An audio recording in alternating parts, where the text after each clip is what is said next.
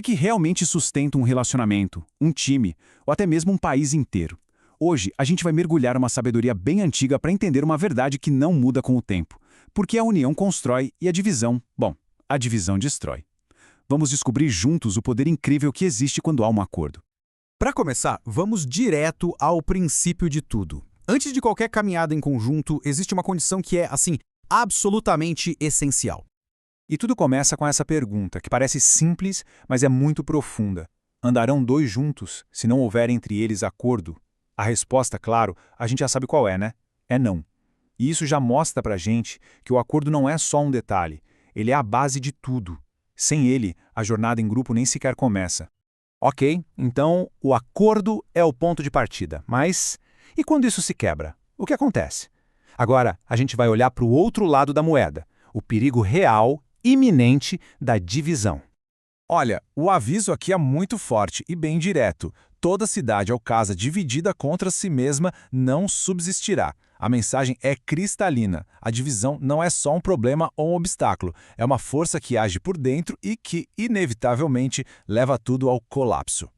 E para não deixar nenhuma dúvida sobre o quanto isso é sério, essa ideia não aparece só uma vez, não. Ela é repetida em outros trechos, quase que com as mesmas palavras. É como se fosse um alerta piscando que a gente simplesmente não pode ignorar. Olha só que interessante a comparação. De um lado, em Mateus, o texto diz que a casa não subsistirá. Do outro, em Marcos, ele afirma que não poderá subsistir.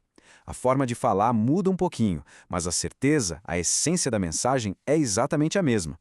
Essa repetição funciona como um reforço poderoso, sabe? Deixa claro que isso é tratado como uma lei universal e não como uma simples opinião. O que a gente vê aqui é uma espécie de efeito dominó, uma cascata de colapso. Começa lá em cima, no nível macro do reino, e vai descendo para a cidade e, por fim, chega na unidade mais básica de todas, a casa. A lógica por trás disso é até um pouco assustadora. A mesma força que é capaz de derrubar uma nação inteira também pode destruir uma família. A divisão, pelo visto, não poupa ninguém, não importa o tamanho. E tudo isso leva a gente a uma pergunta que não tem como evitar. Se a divisão é praticamente uma sentença de colapso, qual é a saída? Qual é o caminho que funciona, que constrói de verdade? Então, se a divisão é o veneno, qual seria o antídoto? Vamos agora deixar esses avisos de lado para explorar a alternativa, que é extremamente poderosa. A bênção que existe na união.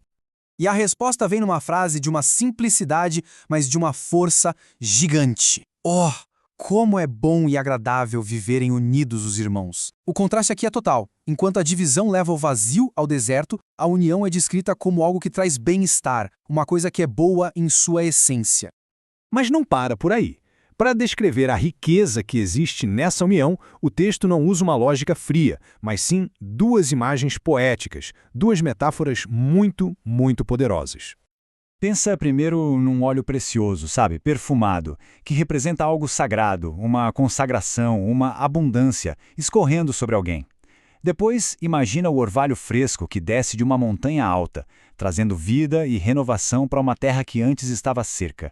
Essas duas imagens, juntas, mostram a união como algo sagrado, que não só abençoa, mas também renova e traz vida onde parecia não haver mais. E é aqui que tudo se conecta. Essas metáforas levam a gente para a conclusão final, que é muito forte. É nesse ambiente de união que a bênção e a vida para sempre são liberadas. Ou seja, a união não é só uma coisa legal de se ter.